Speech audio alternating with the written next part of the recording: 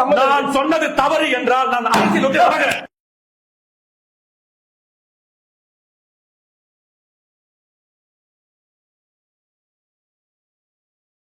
நகரம் வாய்ஸ் நேயர்கள் வணக்கம். இன்னைக்கு நம்ம கூட இந்த டிபேட்ல யார் யாரு இருக்காங்கன்னா, தமிழ்நாடு இளைஞர் கட்சியிலிருந்து காமேஷ் அவர்களும், தமிழக வாழ்வுரிமை கட்சியிலிருந்து கண்ணதாசன் அவர்களும் இருக்காங்க. இந்த டிபேட்ல நம்ம என்ன விவாதிக்க போறோம் அப்படின்னா, சில நாட்களுக்கு முன்பு தமிழக வாழ்வுரிமை கட்சியோட தலைவர் வேல்முருகன் அவர்கள் ஒரு கருத்தை வெளியிட்டு இருந்தாரு. இந்த மாதிரி விஜய் சார் கொடுக்கிற கல்வி விருது விழாவை பத்தி ஒரு கருத்து சொல்லியிருந்தாரு. அது பல்வேறு சர்ச்சை உண்டு பண்ணுச்சு. சோ அந்த வகையில அந்த கருத்து சரியா தவறா பிளஸ் இன்னும் சில விஷயங்களை விவாதிக்க போறோம். முதல்படியா நம்ம தமிழக வாழ்வுரிமை கட்சி அந்த கட்சியை சேர்ந்த கண்ணதாசன் அவர்கிட்ட கேட்போம். தமிழக வாழ்வுரிமை கட்சி தலைவர் வேல்முருகன் சொன்ன கருத்து ரொம்ப பேசு பொருளா மாறிச்சு. அந்த கருத்து சரின்னு உங்களுக்கு தோணுதா?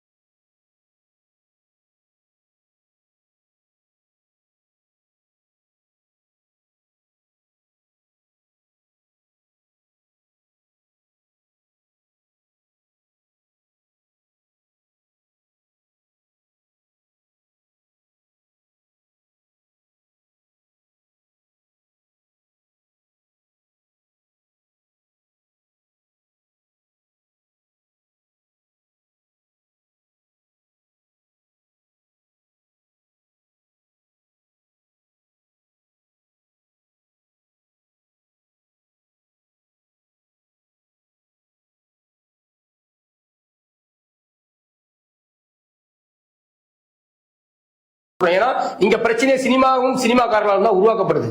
அவர்களின் வருகை அவர்களுடைய இன்னைக்கு சினிமாவிலிருந்து வந்துட்டா பெரிய ஒரு ஏதோ தேவதூதன் வருவது போல, ஒரு பெரிய ரட்சகர்களை பார்ப்பது போல இந்த மக்கள் பார்க்கக்கூடிய அந்த மனநிலை இருக்குல்ல, அது முழுக்க முழுக்க அடித்துடிக்கப்பட வேண்டிய ஒரு மனநிலை என்பதை நாங்க மறுக்க முடியாது. அதை நாங்க உடன்படுறோம்.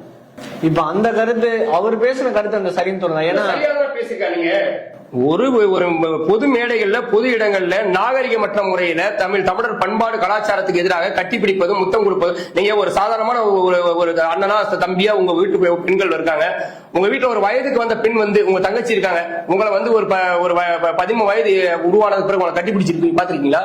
கட்டிப்பிடிப்பாங்களா? அண்ணன் தானே சொன்னாங்க, கட்டிப்பிடிப்பாங்களா? உங்களுக்கு முத்தம் கொடுப்பாங்களா? ஏன் கொடுக்க மாட்டாங்க? அது சமூகத்தின் மீது நம்மளோட சமூக பண்பாடு அப்படிதான் இருக்கு, அப்படிதான் கட்டமைக்கப்பட்டிருக்கு. ஆனால் ஒரு சினிமாக்காரர்களை பார்த்த உடனே ஆவேசத்துல போய் கட்டி பிடிக்கிறதும் முத்தம் கொடுக்கறதும் அவரோட நெருக்கம் காட்டணும் சொல்றது என்ன அர்த்தம்னா, அது திரை கவர்ச்சி. இதுக்கு நீங்க அண்ணன், எங்களுடைய அண்ணனா பார்க்க போறேன், எங்களுடைய சித்தப்பாவை பார்க்க போறேன், மாமாவை பார்க்க போறேன், நீங்க கொடுக்குற பிம்பம் இருக்குல்ல, இதெல்லாம் முழுக்க முழுக்க அயோக்கியத்தனமானது. இது முழுக்க முழுக்க திரை கவர்ச்சி. நீங்க இப்பன்னு கிடையாது, பன்னெடுங்காலமாக தமிழ்நாட்டில் திரை கவர்ச்சி தலை தூக்கி இருக்கு. நீங்க எம்ஜிஆர் காலத்துல பாத்தீங்கன்னா எம்ஜிஆருடைய படங்கள் மீது நிர்வாணமாக படுத்த பெண்கள் இருக்கான்னு கேள்விப்பட்டிருக்கோம். அவ்வளவு அந்த அளவுக்கு இந்த மக்கள் எல்லா பெண்களும் அரவிந்த் சாமி மாதிரி மாப்பிள்ளை. அரவிந்த் சாமி என்ன தமிழ்நாட்டுக்காக போராடி இருக்காரு? உங்க வீட்டு பிரச்சனையா பேசு. ஏன்? திரை கவர்ச்சி, திரை மோகம். இதுதான் விஜய்க்கும் உருவாயிருக்கு, இதுதான் மற்ற நடிகர்களுக்கும் இருக்குன்றதுதான் நம்ம பாக்குறோம். அப்ப இந்த திரை கவர்ச்சி மூலமாக ஏற்படக்கூடிய சமூக சீரழிவுகள் தவறுன்னு சொல்றது என்ன பிரச்சனை இருக்கு உங்களுக்கு? அதை நான் சக மனிதனா பேசுறேன், இது என்ன தவறு சொல்லுங்க, சுட்டி காட்டுங்க. தமிழ்நாடு இளைஞர் கட்சியிலிருந்து காமேஷ் அவர்கள் இருக்காரு. வணக்கம் சார். தமிழை வெற்றிகளுக்கு ஆதரவா பேச போறீங்க. இந்த கருத்து இது இவ்வளவு நேரம் பேசுறதை கேட்டிருப்பீங்க. அவர் இன்னமும் சரின்னு தான் வாதாடுறாங்க. இது எந்த வகையில தவறா இருக்கு? அண்ணா மிக சிறப்பாக பேசினாரு. அண்ணன் கட்சியோட தலைவர் யாருன்னு தெரிஞ்சுக்கலாமா? அண்ணா கொஞ்சம் சொன்னீங்க. தமிழக வாழ்வுரிமை கட்சியின் தலைவர் அண்ணன் வேல்முருகன் பண்ருட்டி சட்டமன்ற உறுப்பினராகவும் தமிழ்நாடு அரசு உறுதிமொழி குழு தலைவராகவும் தற்போது வரை இருந்து கொண்டிருப்பவர். சூப்பர்ண்ணா. 2021 எலெக்ஷன்ல பண்ருட்டியில எந்த சின்னத்துல போட்டிட்டாரு? அதாவது ஒரு விஷயத்த நம்ம கேள்வி நான் கேட்டது ஒரு விஷயத்தை நீங்க புரிஞ்சுக்கணும். ஒரு கூட்டணி முடிவு 2020 விஜயால் ஒரே ஒரு விஷயம் நீங்க 2021 பேசக்கூடாதுங்க. 2021 நீங்க பேசக்கூடிய சமூக சீரழிவு குறித்து பேச நாங்கள் உதயசூரியன் இவ்வளவு நேரம் நீங்க பேசுறீங்க. நான் தான் பேசுறேன். சரி நீங்க சொல்லுங்க, பேசுங்க. 2021 எப்ப உதயசூரியன் சின்னத்துல நின்னாரோ அந்த கட்சியோட உறுப்பினர் ஆயிட்டாரு. ஒருத்தர் சட்டம் தெரியும் நினைக்கிறேன். சரி சொல்லுங்க. ஒரு கட்சியில உறுப்பினராகி அதுல எம்எல்ஏ ஆனதுக்கு அப்புறம் இன்னொரு கட்சிக்கு இருக்க முடியாதுன்றது சட்டம். அப்போ வாழ்வுரிமை கட்சியோட தலைவராகவும் இருப்பாரு, பண்ரொட்டியில திமுகவோட எம்எல்ஏவும் இருப்பாரு. ஏத்துக்க முடியாத ஒரு வாதம். முதல் விஷயம், அப்படி பாத்தீங்கன்னா இத்தனை ஆண்டு காலமாக அதிமுக இரட்டை இலை சின்னத்தில் நின்ற தலைவர்களும் அதற்கு முன்பு திமுக உதயசூரியன் சின்னத்தில் நின்ற மாட்ட எத்தனையோ கூட்டணி கட்சி தலைவர்கள் இருக்கதான் செய்யறாங்க. இதே திருமாவளவன் அண்ணனுடைய கட்சியை சேர்ந்த ரவிக்குமார் எம்பி என்ன எதுவா இருந்தாரு? நீங்க வைக்கக்கூடிய வாதமே தவறு. உதயசூரியன் என்பதை தவிர்த்துட்டு வேற என்ன வாதம் கிடையாது. அரசியல் அறிவற்ற வாதங்க. அரசியல் அறிவில்லாத வாதம். விஜயோட கொள்கை பேசுங்க. விஜய் என்ன கொள்கை பேசுங்க. வேல்முருகன் எந்த சின்னத்தினால என்ன பண்ணாரு என்று பேசுறோம். வேல்முருகன் என்ன பண்ணாரு பேசுறோம். உங்களுக்கு வாய்ப்பு கொடுத்தாங்க. இல்ல நீங்க பேசக்கூடிய விஷயமே முதல்ல நீங்க தவறான ஒரு வார்த்தை கொண்டு வரீங்க. நான் வாதிக்க தயாரா இருக்கேன். விஜயோட இத்தனை வாதிக்க தயாரா இருக்கேன். அதுக்கான வாதத்தை வைங்க. நீங்க பேசக்கூடிய விஷயம் வேற. பேசக்கூடிய வார்த்தை பேச விட்டுட்டு பேசுனீங்கன்னா மரியாதை. இதுதான் முதல் மரியாதை. தமிழுக்கு மரியாதை. நீங்க மரியாதை எங்களிடம் நீங்க சொல்லிக் கொடுக்க கூடாதுங்க. நீங்க பேசாம இருக்கக்கூடிய நீங்க எனக்கு மரியாதை சொல்லி கொடுத்தீங்க. நான் பேசும்போது நீங்க அமைதியா இருக்கு. நீங்க பேசும்போது இவரே இன்னொரு கட்சி சப்போர்ட் பண்ணி பேசுறதுக்கு நீங்க எப்படி இன்னொரு கட்சி சப்போர்ட் பண்ணி பேசுறீங்க? ஒரு கட்சியின் உறுப்பினர் இருந்து இன்னொரு கட்சி நீங்க சப்போர்ட் பண்ணி பேசுறீங்க. அப்ப நீங்க எப்படி அடுத்த வந்து வகுப்படுறீங்க? எப்படி நீங்க வகுப்படுறீங்க? தமிழ்நாடு இளைஞர் கட்சி தமிழ்நாடு வெற்றி கழகத்துக்கு பேசாம நாங்க பேசலாம். நீங்க யாரு இப்போ நான் சார் ஒரு நிமிஷம் நான் முடிச்சிடுறேன். இல்ல அவர் வந்து விவாதத்துக்குள்ள வர மாட்டாங்க. ஏன்னா அதுக்கான பதில் அவங்க கிட்ட இருக்காது. இல்ல ஏன்னா பேசுறேன். அப்ப அப்படிதான் இவ்வளவுதான் இவங்கலாம் இவ்வளவுதான். யாரு நான் வந்து இங்க விஜய் பேசுறேன். உங்ககிட்ட அரசியல் என்னன்னு தெரியும். விஜய பத்தி பேசினா இப்போ சரி நாளைக்கு கூட்டணி நினைக்கிறீங்க தமிழக வெற்றி கழகத்துக்கு எந்த பேசல. என்ன கேட்ட கேள்விக்கு மட்டும் பதில் பேசணும். நான் இப்போ என்ன இன்ட்ரோடியூஸ் பண்ணி விட்டீங்க. தமிழ்நாடு இளைஞர் கட்சி தான். நான் மக்களை சார்ந்துதான் பேச வந்திருக்கேன். நான் எங்கேயுமே வந்து இந்த இடத்துல வந்து விஜய் நான் அதோ இல்ல தமிழக வெற்றி கழகம் நான் பேச வரலையே. நீங்க என்ன அறிமுகப்படுத்தீங்க பேசும்போது தமிழக வெற்றி கழகத்துக்கு ஆதரவாக பிரச்சனை மறுப்புங்க மறுத்து பேசுங்க. தமிழ்நாடு இளைஞர் கட்சி சார்பா தான் இங்க பேச வரேன். நான் விஜய பத்தி பேசல. அவர் நடத்துறதை பத்தி நான் பேச வரல. மக்களை பத்தி இவர்கள் பேசினதுக்கு தான் இங்க எடுத்து பேச வரேன். என்னோட முதல் கேள்வி இது வந்து சட்டப்படியே அவங்க வந்து பேசுறாங்க என்னமோ. அவர் முதல்ல வந்து திமுகவின் ஒரு எம்எல்ஏ பண்ருட்டி தொகுதியை சேர்ந்தவர். அவருக்கும் தமிழக வாழ்மை கட்சிக்கு சம்பந்தமே கிடையாது. இத கோர்ட்ல கேஸ் போட்டாலோ எலெக்ஷன் கமிஷன் கொண்டு போய் நிறுத்தினாலோ அதுவே சட்டப்படி தப்பு. அவர் வந்து எங்க தலைவர் செயற்குள்ள இருக்காருன்னா இது ஒரு கட்சி ஒருத்தர் இரண்டு கட்சியில் பயணம் செய்ய முடியாது. இது முதல்ல அடிப்படையான சட்டம். புரியுதா? இப்ப இவங்க சொல்றது இவங்க இவ்வளவு பேசினாங்கன்னா நான் இப்ப சொல்லுவேன் தலையில்லாத முண்டம் போல் கட்சி இல்லாத தலைவராக தலைமை இல்லாத ஒரு கட்சி தான் தமிழ். அதனாலதான் உங்க கட்சியோட தலைவர் யாருன்னு ஃபர்ஸ்ட் எடுத்தோன்னே கேட்டேன். அதுக்காக தான் கேட்டேன். ஏன்னா அவர் நீங்க பாத்திருப்பீங்களா முத்துவேல் கருணாநிதி ஸ்டாலின் என்கிற நான் அப்படின்னு எல்லாரும் முதலமைச்சர் பதவி ஏற்றுக்கிறத மட்டும் தான் பார்த்திருக்கோம். அதுபோல் ஒரு எம்எல்ஏக்களும் 234 எம்எல்ஏக்களும் அது எந்த கட்சி சார்ந்தவங்களா இருந்தாலும் எலெக்ஷன் கமிஷன்ல ஒரு சர்டிபிகேட் கொடுப்பாங்க. அந்த சர்டிபிகேட்ல எந்த சின்னத்துல நின்னீங்க யாரோட இது எல்லாத்தையும் கொடுப்பாங்க. அவர் திமுகவோட சின்னத்துல நின்னார்னா ஃபார்ம் ஏ ஃபார்ம் பின்னு ஒண்ணு இருக்கு. அது முதலமைச்சர் கையெழுத்து போடுவார். இவர் எங்கள் கட்சி உறுப்பினர் சேர்ந்தவர். இவர் எங்களுக்கு நாங்க சீட்டு கொடுக்கிறோம். எங்கள் தொகுதி இந்த தொகுதியில் எங்கள் கட்சி சார்பாக எங்க சின்னத்தில் நிக்கிறாருன்னா அந்த ஃபார்ம் ஏ ஃபார்ம் பி கொடுத்து அவர் நின்று போட்டிட்டு ஜெயிச்சிருக்கார். இப்போ அவர் தமிழக வாழ்மை கட்சியின் தலைவர்னு பேசினார்னா அப்ப திமுகவில் நான் எல்லாருமே கேள்வி கேட்பேன். திமுகவையும் சேர்த்து கேள்வி கேட்பேன். இவங்க கேட்பேன். எலெக்ஷன் கமிஷன் கம்ப்ளைண்ட் கொடுங்க. எனக்கு அந்த உரிமை இருக்கு.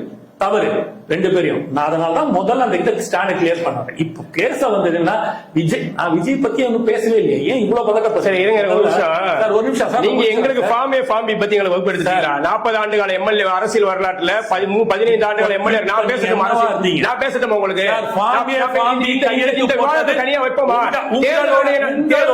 விதிமுறைகள் மட்டும் தனியா பேசுவோமா? தேர்தல் விதிமுறைகள் பத்தி தனியா பேசுவோமா? நீங்க யாருக்கு வகுப்படுத்துறீங்க? முதல்ல வகுப்புலாம் எடுக்கலீங்க. சும்மா லட்சப்பட கட்சியில விஷயத்தை யாருக்கு வகுப்படுத்தாது? மரியாதையா பேசுங்க. என்ன மரியாதை? நீங்க பேசுறது போல மரியாதை நீங்க பேச ஒரு யோகிதை கிடையாது. உங்களுக்கு போல என்ன தன்மானத்தோட இன்னொரு சொல்லிட்டு ஒரு சீட்டு ஆளு வித்தவங்க நீங்க. நீங்க தன்மானத்தோட நிக்கிறேன்னு சொல்லிட்டு ஒரு சீட்டுக்கு போயிட்டு கால்ல யாரு வித்தது? கட்சியை வித்தது யாரு? தேர்தல் நீங்க ஒரு கூட்டணி வரீங்க.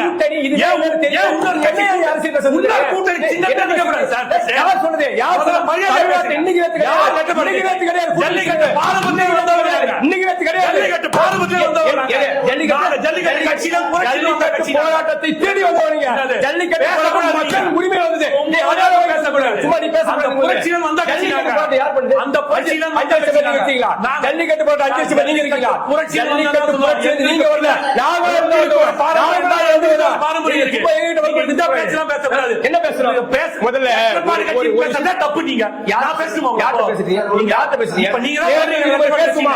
தனியா ஒரு வாதம் வைங்க பேசுவோம். இப்ப இந்த தனியா நீங்க ஒரு வாதம் வாதத்தோட விதிமுறைப்படி இன்னொரு சின்னத்தில் நின்றா இன்னொரு கட்சி பேசக்கூடாது. எந்த இது இல்ல.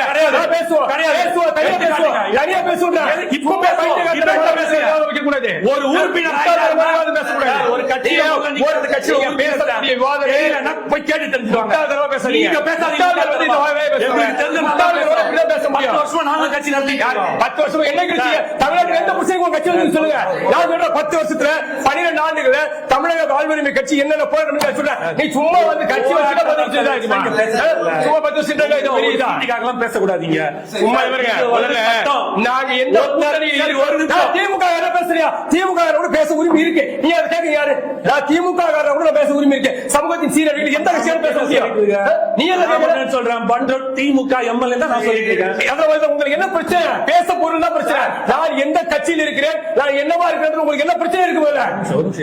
என்ன பிரச்சனை இருக்கு சார்? அது முதல்ல கேள்வி கேட்பாங்க சார். அது நீங்க பேச அடிப்படை தவறு என்ன தவறு இருக்கு? முடியும் தமிழக வாழ்மை கட்சி நீங்க சொல்லாதீங்க. தேர்தல் போய் வழக்கு போடுங்க, நாங்க எதிர்கொள்றோம். நீங்க பேசக்கூடாது. இங்க பேசக்கூடாது. இங்க நீ பேசக்கூடாது. நீங்க பெரிய அறிவாளி முட்டாள் அர்த்தம் கிடையாது. நீங்க முட்டாள் இல்ல. இதுதான் சட்டப்படி இருக்கு. அந்த சட்டம் இல்ல எங்களுக்கு தெரியும். அந்த சட்ட ஈரவங்க எங்களுக்கு தெரியும். ஒரு கட்சியில இருந்து இன்னொரு இருக்க முடியாது. நீங்களே ஒரு கட்சி அவர்தான் ஒரு லட்சம் கட்சி ஆரம்பிச்சிட்டு ஏதோ பேச நாலு இது பேசிட்டு மரியாதை இல்ல. இப்ப என்ன மரியாதை? என்ன மரியாதை? நான் என்ன கேக்குறேன்? நான் இருங்க. நான் திமுக காரனா பேசுறேன். திமுக காரனா சமூக சீரழிவு பேசக்கூடாது. யாரு உங்களுக்கு சொல்றது? திமுக காரனாக இருந்தாலும் சமூகத்தின் சீரழிவு பேசக்கூடாது. யார் சொல்றது? நீங்க ஒரு நிமிஷம் சார், ரொம்ப சிம்பிளா நான் முடிச்சிடுறேன். இப்ப அவர் எடுக்கும்போது இப்ப பேசுறாருல திமுகன்னு, எங்கள் திமுக நீங்க எனக்கு வகுப்படுத்தக்கூடாது. நீங்க எனக்கு வகுப்படுத்தக்கூடாது. நீங்க எனக்கு வகுப்படுத்தக்கூடாது. என்ன பேசுறீங்க? நான் என்னவோ அடையாளப்படுத்த நீங்க வகுப்படுத்தக்கூடாது. அப்ப நான் கேள்வி கேட்கறேன் செய்வேன். யார் கேள்வி கேட்பா? யாரு கேள்வி கேட்பா? தேர்தல் கால தேர்தல் கூட்டணியை தாண்டி அந்த கட்சியை ஜெயிச்சதுக்கு அப்புறம் கட்சியை விட்டு வெளியே வந்து கூட தன்னிச்சையாக செயல்பட்ட எத்தனை சட்டமன்ற உறுப்பினர் வரலாறு இருக்கு. சும்மா நீங்க தான் வரலாறு பேசக்கூடாதுங்க. எங்களுக்கு தெரியும் எவ்வளவு சும்மா போயிட்டு தேர்தல் ஆணையத்தில் எலெக்ஷன் கமிஷன்ல நம்ம சொல்லிட்டேன். தேர்தல் ஆணைய விவாதத்தை தனிப்பட்டு நடத்த தயாரா இருக்கேன். சும்மா நானே தனியா கட்சி நடத்தி தான் நினைச்சிருக்கேன். சும்மா நீங்க சொல்லக்கூடாது. சட்டப்படி விட்டுறோம். என்ன விட்டுறோம்? சட்டப்படி நீதிமன்றத்துக்கு போ. தேர்தல் ஒத்துக்க முடியல. போய் உங்க கட்சி தலைவர் நான் கேக்குறேன். நீ யாரு? உங்ககிட்ட வாதம் தான் பண்றீங்க. வாதமே இல்லை. இது என்ன தெரியுங்களா? நாம ஒரு அரசியல் பேசுறாதியா? நம்மகிட்ட கொள்கை கிடையாது. இவ்வளவு நேரம் தமிழர் வாழ்வுரிமை நாங்கள் தமிழர்கள் ஏதாவது இந்த மாதிரி ஒண்ணு மரியாதை செயல் இல்ல. அரைமுறைகள் அறிவற்றவர்களை அப்படிதான் சொல்ல முடியாது. நீ பேசுற அறிவற்ற தலைமுறை நான் இல்ல, நீங்க தான் புரிஞ்சுக்கிட்டு பேசுங்க. நான் என்ன கேக்குறேன்? சொன்னது ஒரு நிமிஷம் நான் சொன்னது தவறு என்றால் நான் அரசியல் விட்டு நீங்க பேசுங்க. அதை விட்டு